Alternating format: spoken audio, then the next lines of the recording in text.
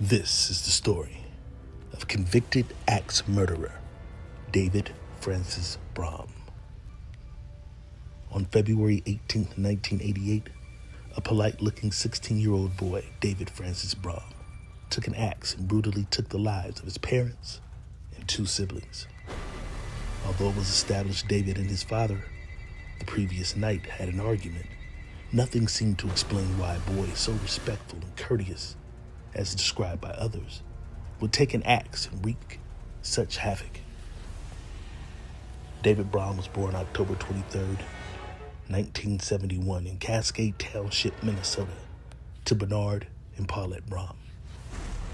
He was the second of four children. During the time that David carried out this horrendous crime, the family was living in Rochester, Minnesota. The family, who were members of Pax Christi Catholic Church, seemed to be peaceful. But those close to the family say they could slowly see the turmoil brewing in the home, particularly when involving the upbringing of their children. The family's eldest son, Joe Brom, who was 19 in 1998, had left the family because his parents were not in support of his lifestyle.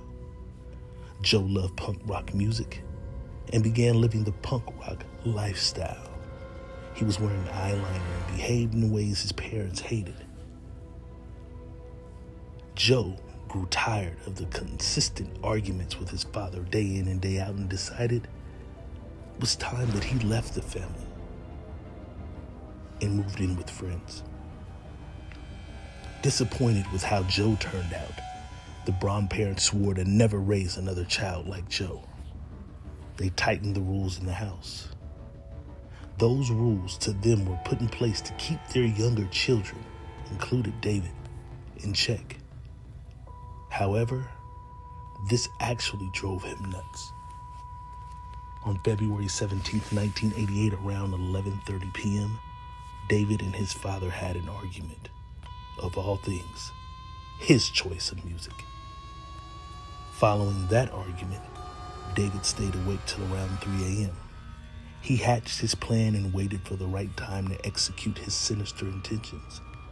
Once it was time, David picked up an axe and went into his father's master bedroom and mercilessly battered his head and upper body as he slept. Bernard tried to fight back, but the 16-year-old, who looked like he wouldn't hurt a fly, overpowered him. When he was later found, he was squatting on his knees close to the bed, with his head slumped over in front of him. Once Bernard was dead, David turned his attention to his mother, Paulette, before attacking his brother, who was also asleep on his bed, after which he found his sister standing over his mother's body and then attacked her too. All victims sustained deep cuts in their arms, necks, faces, and heads from the axe. That next morning, David told a friend he had killed his entire family. This was not the first time he had said something similar, but they always thought he was joking, as they didn't think he could do something so horrendous. The authorities were alerted after the rumor reached school authorities, and when they arrived to the Brom family home, what they saw was so horrible, one detective described, there were not enough words to describe it. On February 19, 1988, Brom was apprehended near a local post office while utilizing a payphone. Initially, his case was directed to the juvenile court system due to his age of 16 when the crimes occurred. However, given the gravity of the offense, it was eventually transferred to the adult judicial system. Brom's defense argued his insanity as a factor in the trial, resulting in significant media and legal attention on Minnesota's utilization of the M. Naughton rules to determine Brom's legal sanity during the time of the crime. On October 16, 1989, Brom was found guilty of first-degree murder, sentenced to 3 consecutive life terms with a minimum of 52 years and 6 months before he would ever be eligible for parole. However, after more than 35 years behind bars, a 2023 change in Minnesota law abolished life sentences without parole for juveniles, and this has allowed his release. He's now currently living in a halfway house and on a work release. Brom receives case management and supervision services, which also include GPS monitoring.